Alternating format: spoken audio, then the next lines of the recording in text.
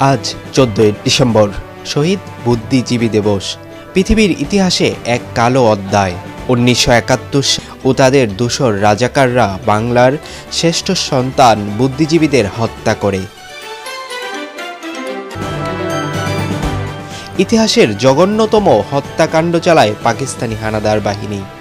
বুদ্ধিজীবী হত্যার ঠিক 2 দিন পর 16 ডিসেম্বর জেনারেল নিয়াজির নেতৃত্বাধীন বর্বর পাকিস্তানি বাহিনী আত্মসমর্পণ করে এবং স্বাধীন দেশ হিসেবে বিশ্ব মানচিত্রে বাংলাদেশের নাম ও বিভিন্ন স্থান থেকে শিক্ষক, সাংবাদিক, চিকিৎসক, সংস্কৃতিকর্মী সহ বিভিন্ন পেশার বরেণ্য ব্যক্তিদের অপহরণ করা হয়।